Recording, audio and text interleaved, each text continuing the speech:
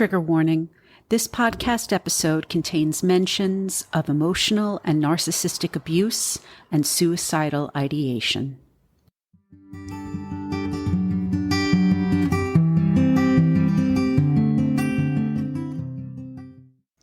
Hello, everyone, and welcome back to Emotional Abuse is Real. I'm your host, Serene Leeds, and I'm so glad you're here. I'm so excited to share today's episode with you, but as always, I have a couple of announcements. Emotional Abuse is Real still needs your support, and there are several ways you can do that. First of all, if you're a listener and you've been mulling over sharing your story, please don't hesitate to reach out via Instagram at Serene Leeds Writes, our new Facebook page, simply titled Emotional Abuse is Real, or via email. My email address is hello@sereneleeds.com. That's SARENELEEDS. A reminder that anonymous guests are always welcome. Also, if you are a mental health professional and would like to offer your clinical insights, I would love to feature you on the podcast as well. Another way you can support Emotional Abuse is Real is by heading over to Apple Podcasts and both leaving a rating and writing a review. The more reviews we get, the easier it is for people to find this podcast. And don't forget to subscribe wherever you get your podcasts. Finally, you can support the podcast by donating to our Buy Me a Coffee page, which I've linked in the show notes. As I've said before, this is a one-woman operation, and your donations help fund the podcast's production costs. On today's episode, I'll be chatting with Phoenix Gould. Phoenix is an emotional and narcissistic abuse survivor, as well as a CTI and ICF certified coach who specializes in helping people heal from emotional and narcissistic abuse. I'm so grateful to Phoenix for sharing her story on the podcast and for offering her insights as a coach who works directly with other emotional and narcissistic abuse survivors. My final reminder before we get into the episode is please know that I understand the content on this podcast may be difficult for many of you. I've spoken to several people who want to listen to this podcast and who do want to share their stories, but they just don't feel ready to do either yet. I'm here to tell you that I completely understand your decision. As I've done on previous episodes, I am more than happy to narrate your story if you don't feel comfortable appearing on the podcast. Also, please know that it's taken me nearly a decade after my own emotional abuse experience to be able to talk about it so openly. I'm always happy to chat with you over Instagram DM, the podcast Facebook page, or via email. I'm at Serene Leeds Writes on Instagram. That's SARENELEEDSWRITES, and hello@sereneleeds.com if you want to shoot me an email. So, without further ado, here's my conversation with Phoenix.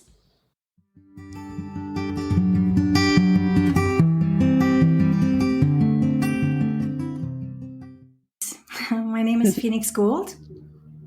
I am a coach who specializes in helping people recover from trauma and specifically narcissistic trauma. Yeah. And my story. Yes, please. Yeah, please. I'd love to hear your story. The floor is yours. All right, thank you. Sure. So I grew up in East Germany. Mm-hmm. When the wall was still up, and to parents where my mother was a narcissist, but of course I didn't know until I was in my later 40s. Yeah. And my dad, who was really quite amazing, and if it hadn't been for him, I would have suffered much more. Mm-hmm. And so I was the golden child. I have an older brother who's 11 years older than me. And I'm not quite sure what his role was because, it took me a little while to figure out what was going on later on even. I was the golden child when I was on my own. So my brother moved out when I was around 7, I believe, or 8, 9. And so I was the only child in the house. And Whereas, being the golden child sounds so good, it comes at a huge price, right? Sure. And so on the one hand, I was really spoiled. I was, given a lot of things that other kids didn't have in East Germany. I wore the best clothes. I got the expensive toys. We had a lot of time together as a family with family vacations. And on the outside, it seemed like everything was well. I talked later to family members who were surprised when I told them my story because they thought, oh, we thought you were spoiled and everything was really well for you.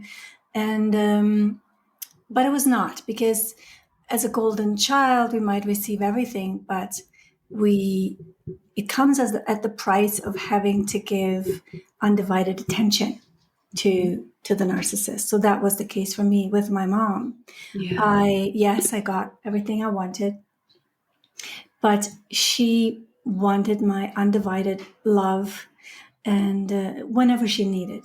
And so I learned really early on to sense what mood she was in. I became that super antenna. I developed these super antennas to where whenever she was around, I would check in. How's she doing? What mood is she in? Is she busy with herself? So that means that I can be busy with my stuff. Or is she being needy? Which means I need to check in with her. I have to be around her. I have to give her the attention that she wants.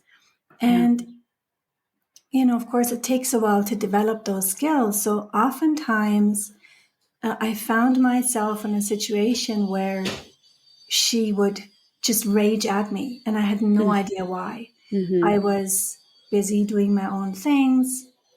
And to this day, I cannot remember what I did wrong, but I remember her getting really angry, towering over me, screaming in my face. And when I said, well, I didn't do anything wrong, what did I do? Then she would start beating me and slapping me and say, you should know what you've done wrong. How dare you? So, and I was severely punished. She would then beat me and leave me in my room and telling me that, I should be ashamed of myself and I could come out of the room once I knew what I had done wrong, which I never knew. I never knew. To this day, I can't remember. That's so much psychological trauma to put on a child. Yes. And I remember, being in my room, crying my heart out, and coming to this place of utter calm. And I think that was a tool, that I developed out of need, where I think I numbed my emotions, just numbed them. I call it now the lead lake. It was like, if you imagine a lake, it's made of lead, nothing moves. It's really heavy and nothing moves. And that's how I felt. Where I wouldn't breathe. I would breathe very, shallowly and just not feel anything more because it was so unbearable. And in that moment, I had thoughts of, if I died, maybe then she would be sorry. Maybe then she would know what she had done. And, those were recurring thoughts. There was that part of me that just wished, if I just died, maybe then, not realizing, of course, that wouldn't really solve anything for me. No. Oh, And my. when I came out of the room, I'd be very subdued, very submissive, because I knew like one wrong move and the whole thing would start again. And so it felt like I was edging along the walls, constantly keeping an eye on her, trying to not be seen, not be heard, not do anything wrong, which kind of froze me, Yeah, walking on eggshells, which I know is a very common term in these kinds of relationships. Yes, exactly. And so, I think over time, I developed that skill more and more. And so I was able to avoid these situations more and more, but at the cost of not really being myself, not being spontaneous. Yeah. And so that stood in really stark contrast to moments where, I'd be the center of attention and she'd be just so happy about me and show me off. And where I could be myself, where I could be spontaneous, and that was okay. Yeah. And so that developed into the skill of checking in with her on a regular basis and seeing, can I be myself? Can I not? But even if I could, her mood could change in a second. And so she would still catch me off guard in a way. And as I grew up, I also saw how she was being abusive to my dad. And eventually I started to stand up for my dad because I felt connected to him. With him, I could be who I was always. And he stood up for me, which brought on a new conflict now, because then my mom would get mad that he would defend me, and she would get mad when I defended him. And so now the new conflict was the two of you are on the same side. And soon that would develop into poor me. I'm all alone. I think over time she might have more developed into the victim narcissist, where, then there would be the silent treatment and not talking to both of us for days, and us feeling guilty about poor mom. What did we do? Did we really do something wrong? Maybe we should have listened, the doubts and the guilt that comes in, and then trying to appease her so that she would come back in, because her energy was huge, huge. My husband now even says that he's never met a person like this, who, when she enters the room, everyone starts to hold their breath and the energy just drops to the ground like a big rock. She sucks the oxygen out of the room. I am very, very, very well acquainted with people who do that. Wow. Yes. I could hear your voice change even. Because I get what you're saying so hard. Yes.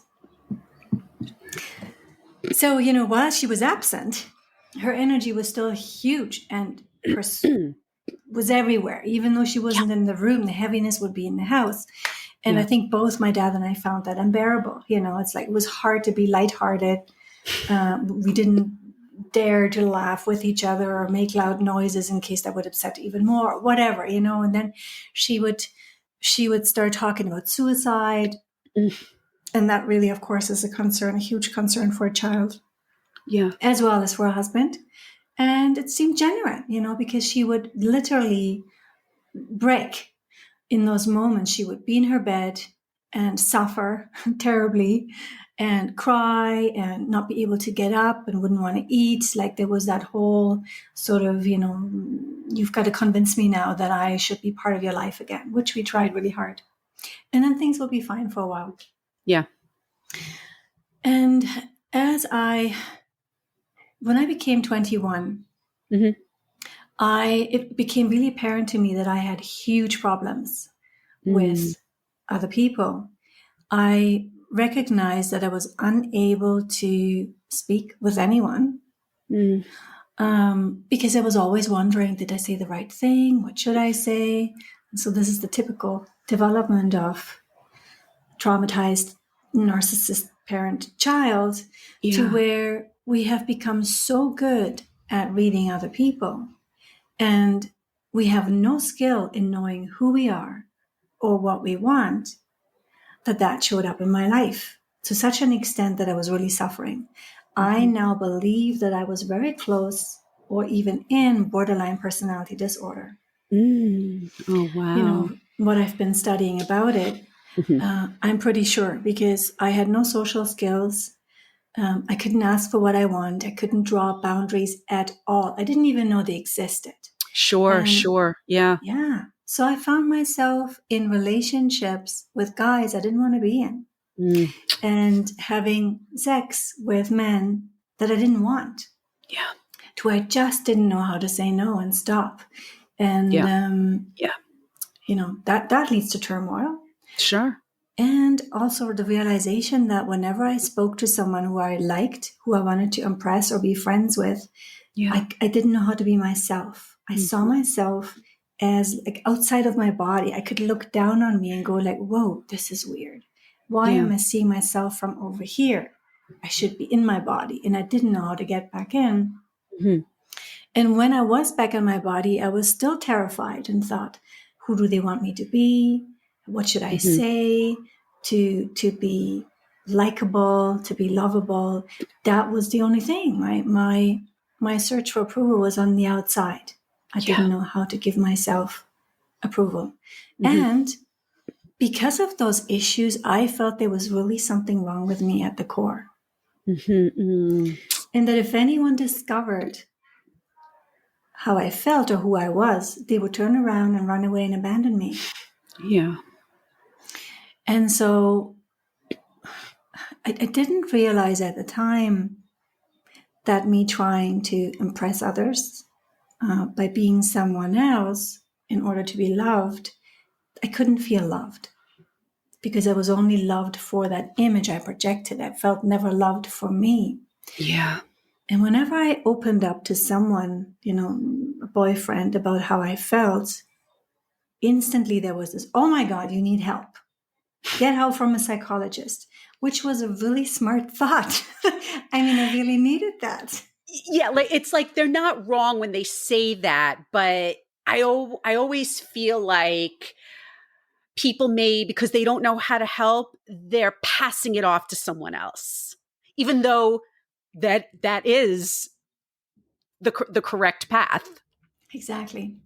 And Yeah. so rather than thinking, that might be a good idea, my first thought was panic. Oh shit. Uh, They think there's something wrong with me. I mean, they think, they know something's wrong with me. They will not yeah. love me. And if I go seek out the help of a psychologist, then, they'll drop me because they can see, okay, she needs help. She's not a valuable partner. And so Yeah. I didn't. Yeah.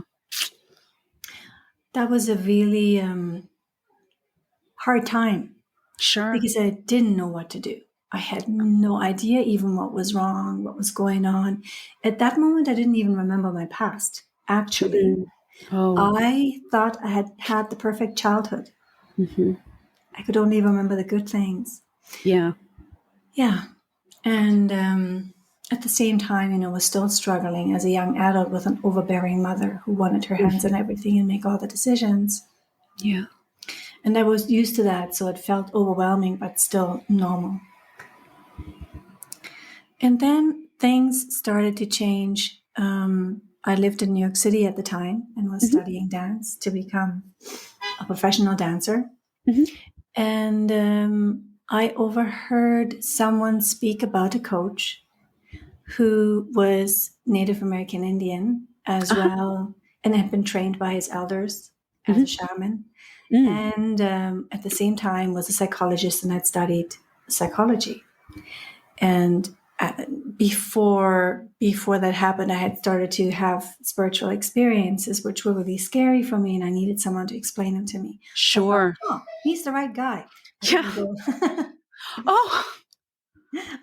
I didn't go, to Wow. get help for my troubles in my life. I went to him specifically to get help with the troubles I had with spiritual experiences. Mm-hmm. And Hey, we whatever talked. works. I'm just glad Yes. you went to see him. Yeah. And we had a first talk, and he said, yeah, I can help you with that. But I also think you have some issues with your mom. And I'm like, really? I don't think so.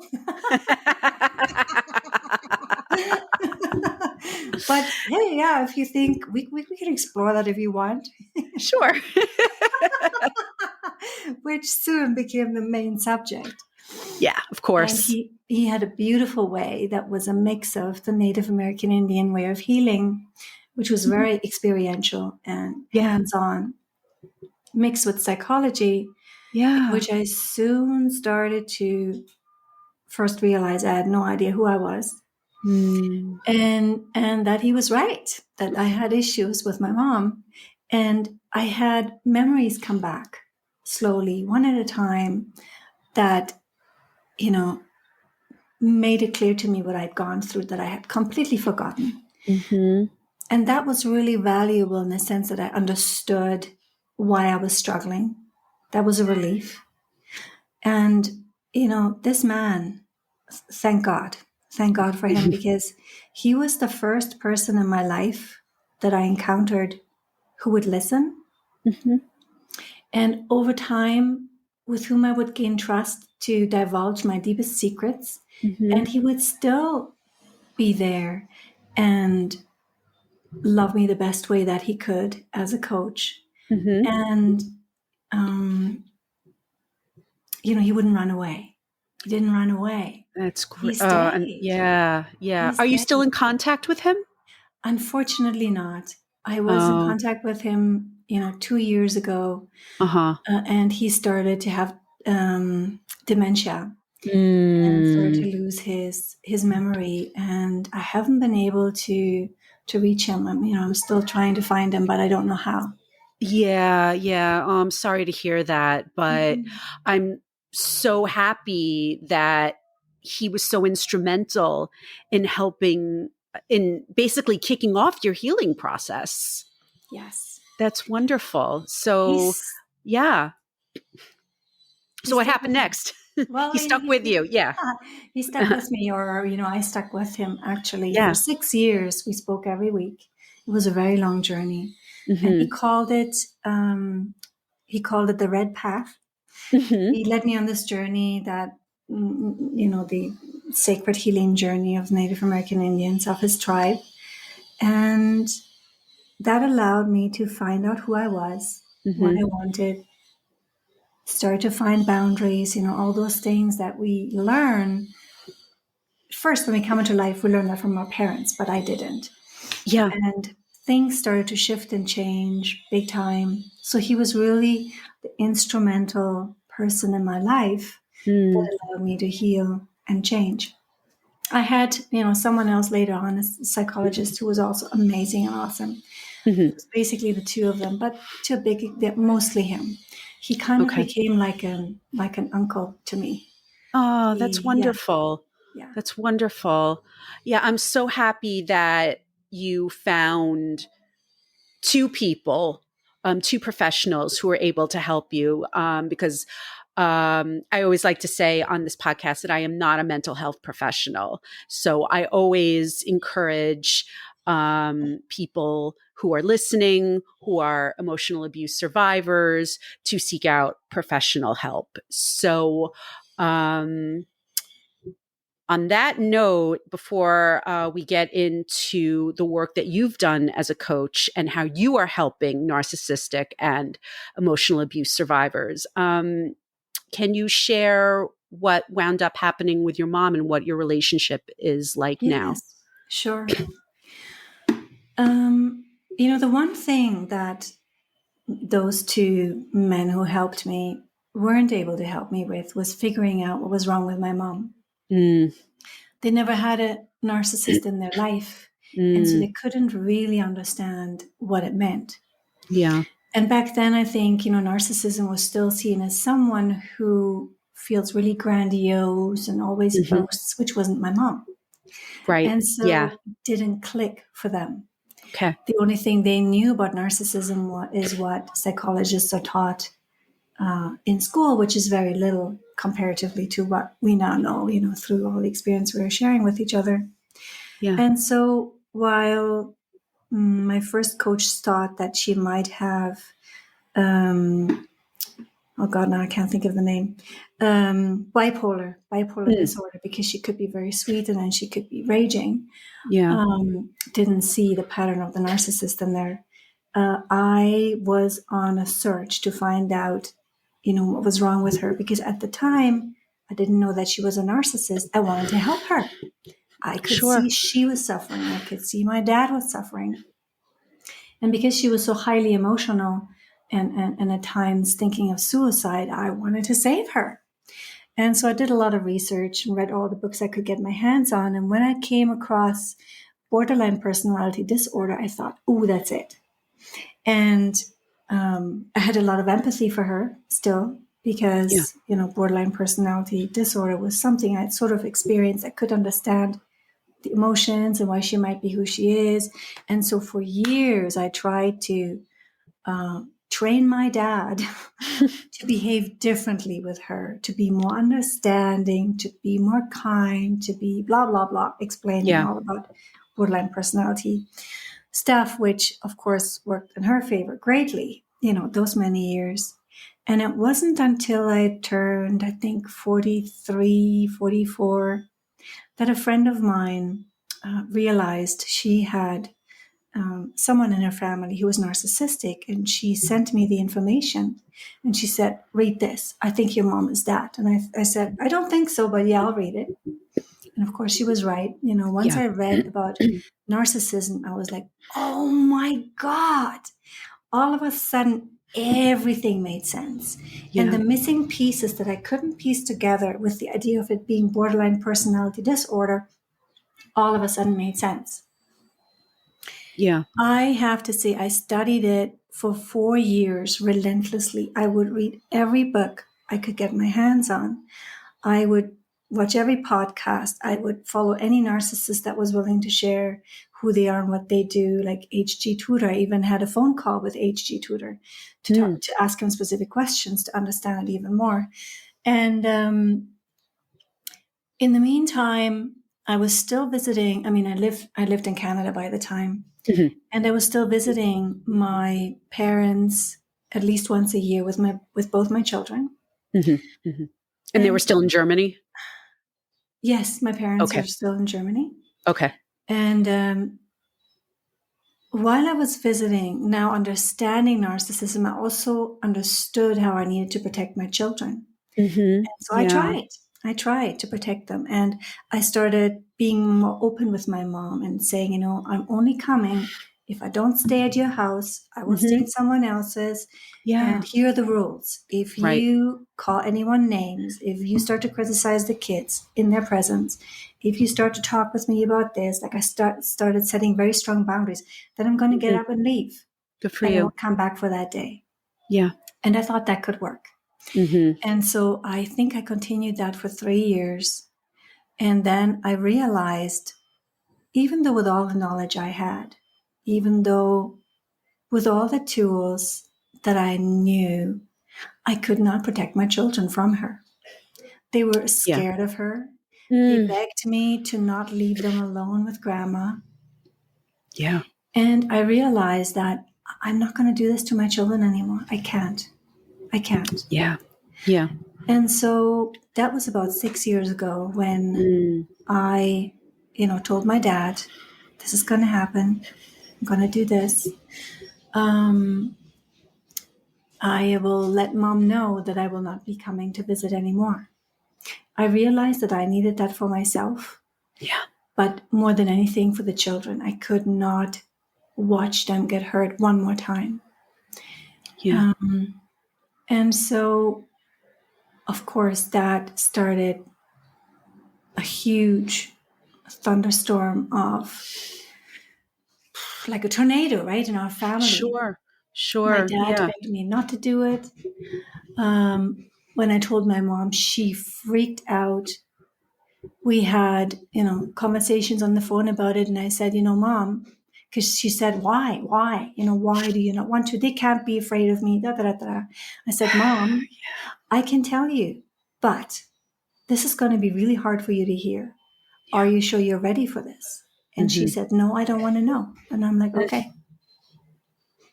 And so every time, we had conversations where she would confront me about it again, I would say, I can tell you, but it's going to be hard for you. Are you sure you want to hear it? And she said no every time. So it was very clear that, it wouldn't have made sense anyhow. But right. You're a good parent. You're a good parent for doing that because you had to. Yeah. It was a very hard decision. I toiled with that for 5 months. Can I do this to my parents? Because I knew the effect it would have on my dad. And as much as my mom is such a challenge, there's still love for me inside, love in me for her.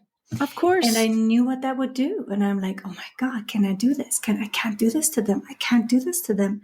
And then it was always, but I can't do that to my kids either. So that was a debate for 5 months. Yeah. And I think I got to a point to where I was probably having a burnout just emotionally.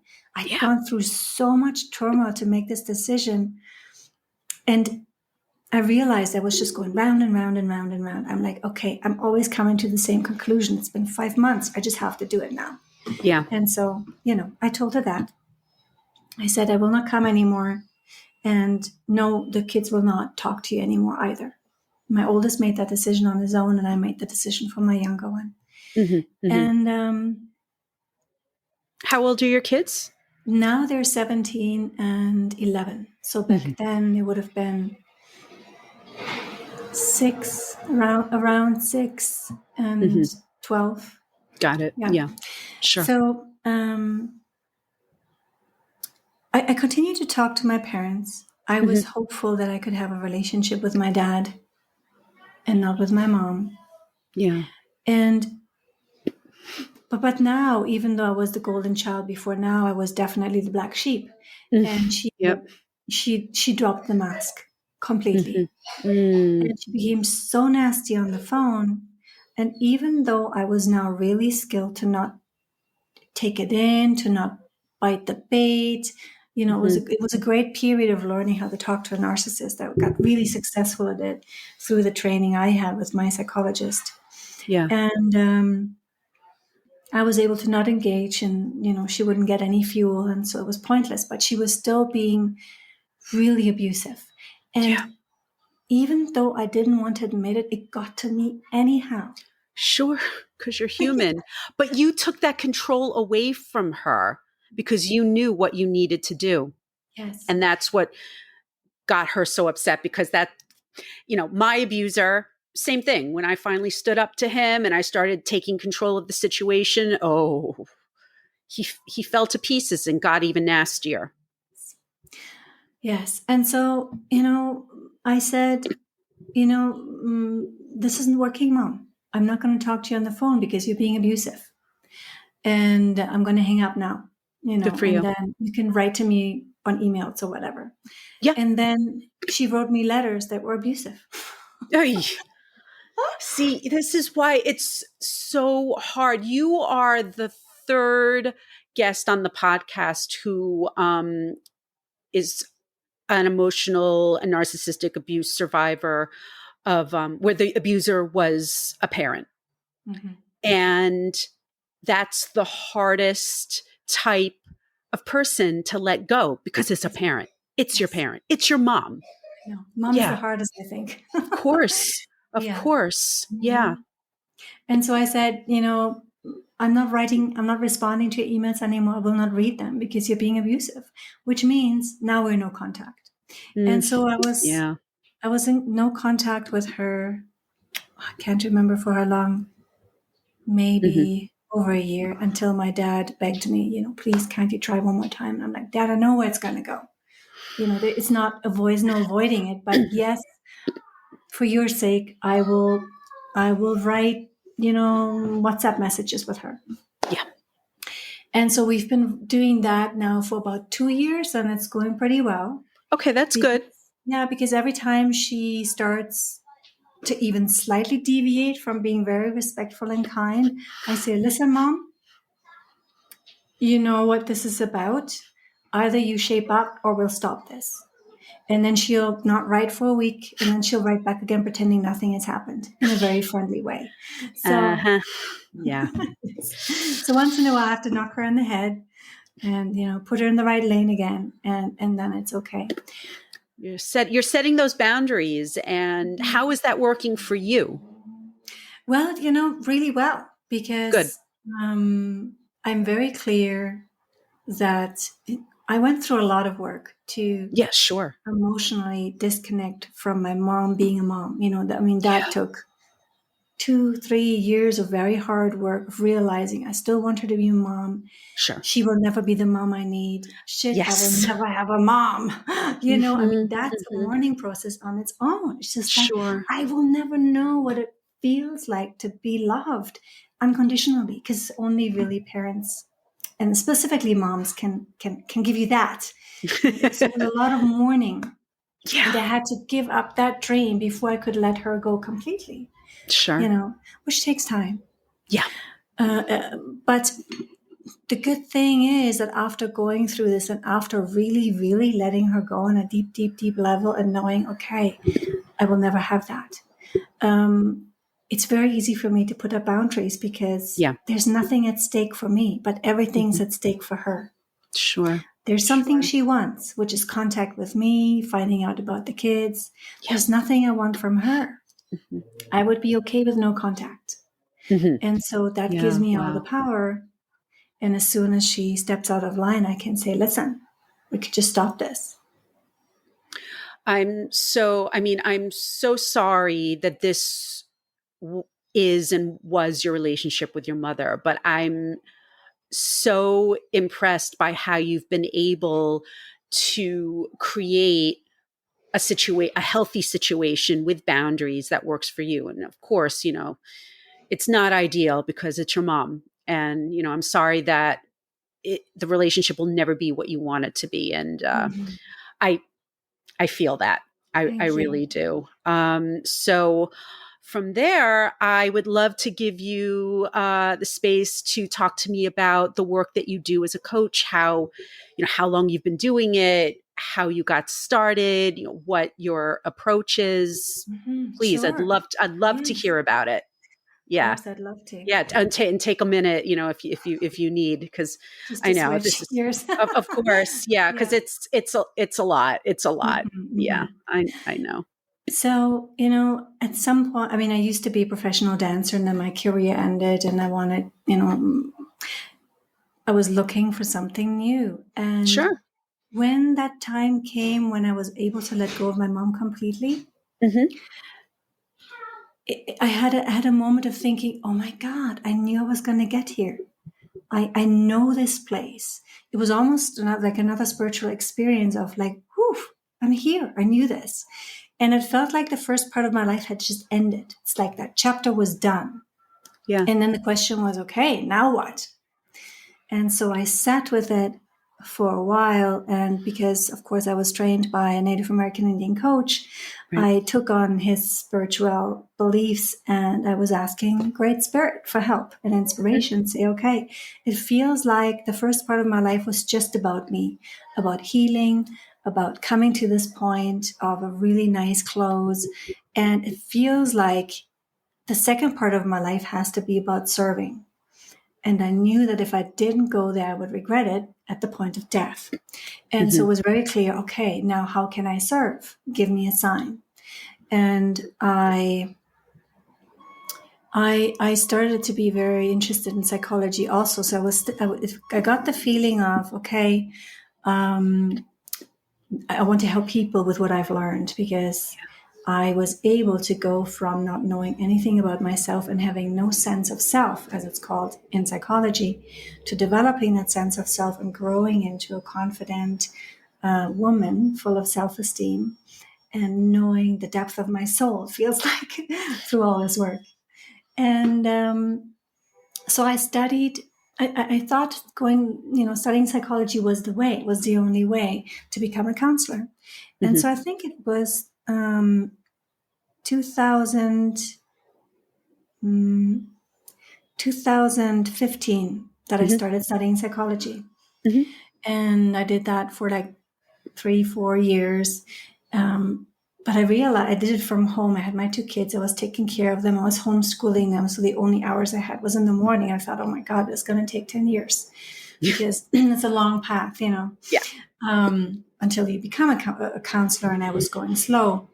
And I got frustrated with having to take all these other courses that had nothing to do with psychology just to fill my 40-hour thing before you can graduate. Sure. And at the time, someone else came along who said she was a coach. Mm-hmm. And I learned about coaching. I was going like, oh my God, I could really just focus on that and then do that. That sounds like way better than spending, years studying biology and social studies and, who knows what, physics that has nothing to do with what I want to do. Yeah. And so in 2019, I switched to coaching, to this coaching program that was really long. It takes about a year. And because it's a really well-structured, intense program, I didn't want it do just anything. You know, nowadays you can get a coaching certificate for $45 online in a Yeah. week. Yeah. I want Yeah. to learn the skills. Good. And so when I went to that coaching program, I thought, oh my God, I know everything they're talking about. Oh my God, I've done this. Oh my God, why do I know that? It felt so much like what I've learned from my first coach, who was a shaman. And so I started to inquire, and I learned that that the people who had developed the program had taken a 3-year intensive journey, healing journey with White Eagle, who is the last holder of the Delicate Lodge, which is like this knowledge of Native American healing. So Hmm. they'd taken that intensive program for 3 years, and through Mm. that, they developed the coaching program. And I'm like, that's why I know all that stuff, because it's based on Native American Indian healing. So I loved it. And Okay. then I did the certification, which took about another year, and I started coaching right away. And Oh, what was the name of the coaching program that you did that it's was called, created? yeah.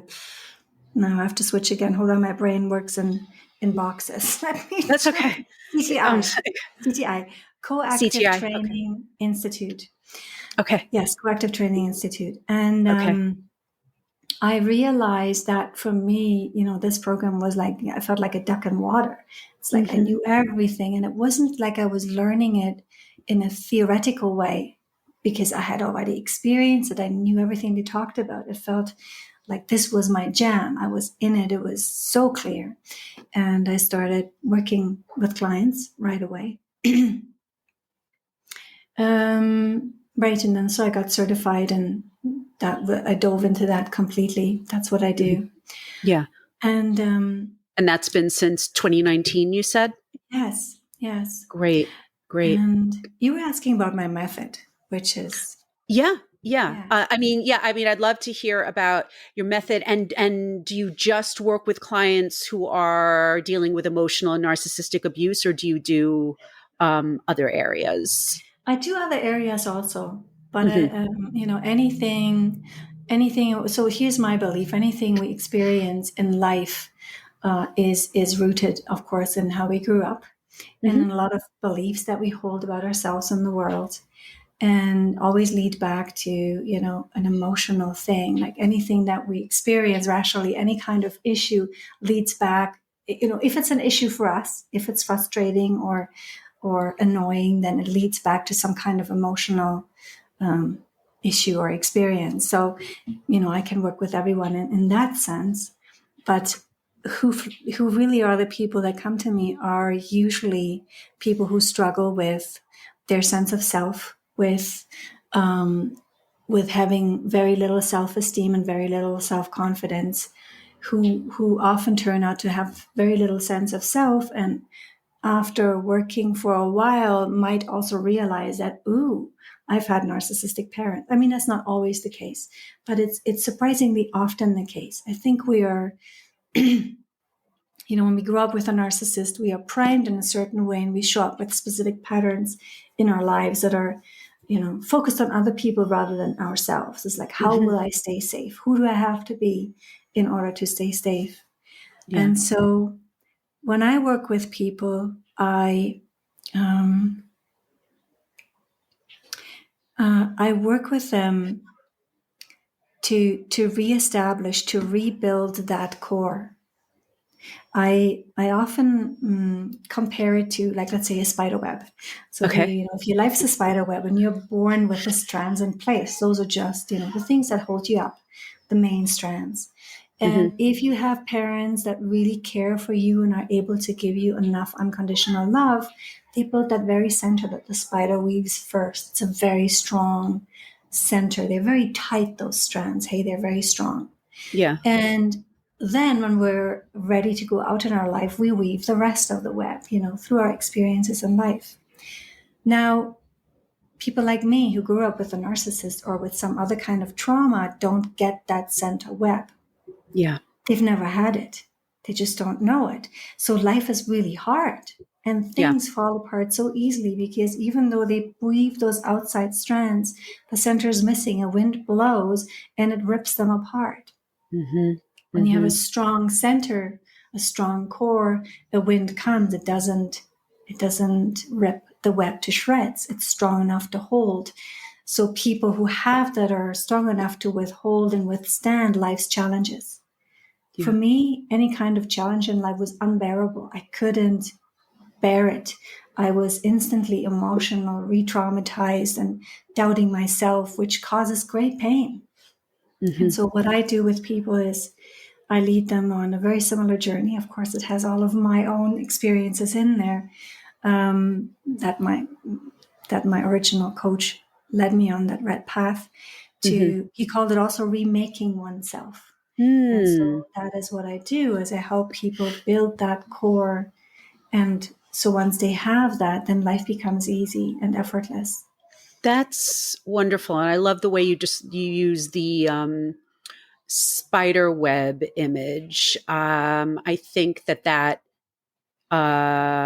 would help people so much, and because it's so important. And I'm so glad that we're talking about this, because um, I don't have a lot of experience of guests talking about a narcissistic parent. In a lot of cases, it's a romantic partner. In my case, it was my boss at work.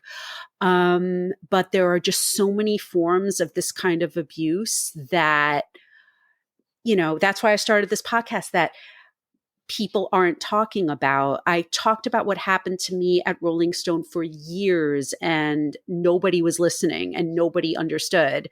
And it's only in recent years where people are finally starting to accept, okay, that was not okay what happened to you. And this thing happens. It happens at the home, in the workplace, in a relationship. And and what's also hard, I find, is and please let me know if you find this too in your work, that the word narcissist does tend to get thrown around a little too loosely. And I think that can be problematic, because then those who are really suffering from abusers, who are truly narcissists, they don't really, it's hard to differentiate who's the real problem and who's just, kind of being annoying. Right. Well, yeah, I think that, people who have never met a narcissist, or have never experienced that, really have no idea. They think it's a difficult person. Yeah. But this is not a human being we're dealing with when it's a narcissist. It's more like an alien from another planet with very different roles and ways of being. Yeah. And so, yes, if narcissists, if that term gets thrown around, then we're just thinking of it as someone who's just annoying because they're feeling a little entitled. But the abuse, the psychological, the emotional, the verbal, the spiritual abuse, financial, even physical abuse that we endure is so profound. I mean, it goes to the core. It goes to the core. And even for someone who's grown up with a healthy core, it is possible to destroy some of those strands all the way through. And then you have to start at the beginning again. They can be gone. It is that bad. Yeah. I had no idea what a narcissist truly was until I had my abusive experience. And it was my therapist who had to tell me he is a narcissist. So now because a professional told me so, and everything made a lot more sense then, I have no qualms about referring to him as a narcissist, because he was. So just a couple of final questions to you. What is one thing that you would want the public to know and understand about narcissistic abuse? Let me see. Yeah. One thing. Okay, well, about narcissistic abuse, are you talking about, the effect it has on the victims, or are you talking about more like, what is it really? Like, what is narcissistic abuse? Either or. Okay. Or both. Okay. Sure. Yeah. Let's do both. Yeah. If we have Why time. not? Yeah. What? Sure. Yeah. No, we do. We do. Okay, good. Yeah. So the one thing that I want the public to know about narcissistic abuse is that to really understand a narcissist, here's what I tell people. A narcissist is a person, which is easier actually to imagine as a being from another planet, who see everyone around them as appliances, not as a human being with feelings that they should, safeguard. So for a narcissist, any human being in the whole world is more like a robot or like a toaster or a washing machine. And so, and that washing machine only exists to give them fuel. And fuel is an emotional reaction because they cannot generate energy on their own. And if they don't have enough energy, they feel deeply ashamed of themselves and fall apart and think they're going to die. And so the fuel has to be plentiful and there all the time.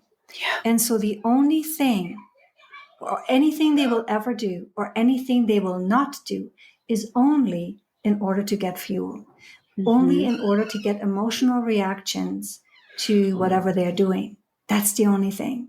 And because they see us as an appliance, we can be exchanged easily for another one. And there are no hard feelings when that appliance gets broken. So in fact, if the toaster is not spitting out enough fuel anymore by being nice, we would take that toaster and we would bang on it or turn it upside down and shake it really hard and see if it works again. Yeah. And if it works, fine. If not, well, then I just go to the store and get another one. Yeah. So this is an explanation of that there is no empathy.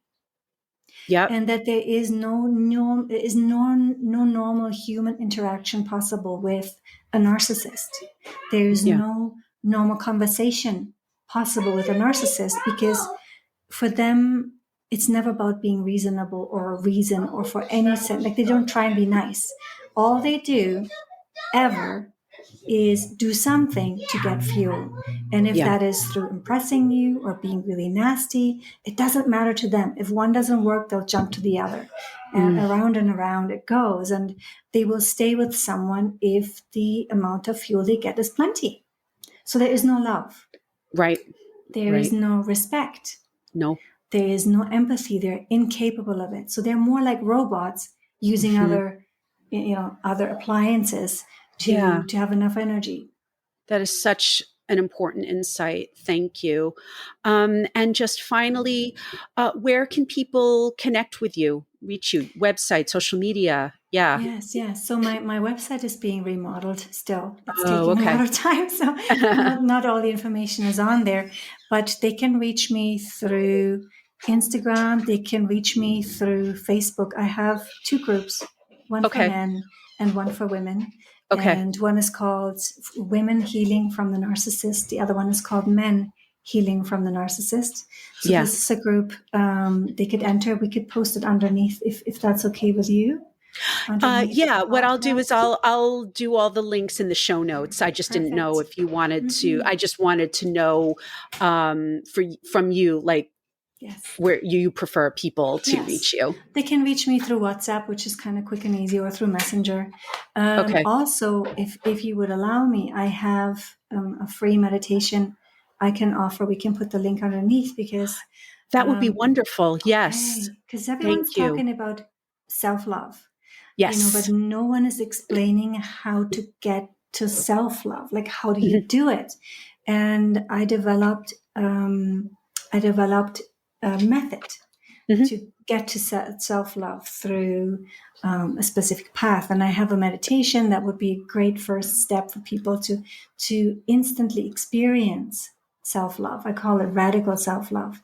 Because, once we've felt it for the first time, now we've got something to hold on to. It's so hard to get those experiences. So that's also what I do in coaching. I create experiences for people in the coaching that are transformative. So that something shifted already, so that the work is not so hard. And so this meditation would be a sweet first step for people to get to radical self-love. Absolutely. And I think that would be a great way for people to get to know you. So, I will definitely include a link to that in the show notes. Thank you so much. So, again, Phoenix, it's been an absolute pleasure. Thank you so much for coming and talking to me on the podcast. It's been a real pleasure for me too, Serene. Thank you so much for Wonderful. inviting me.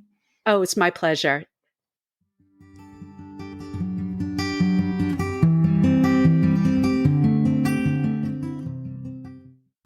Thank you once again for listening to my conversation with Phoenix on Emotional Abuse is Real.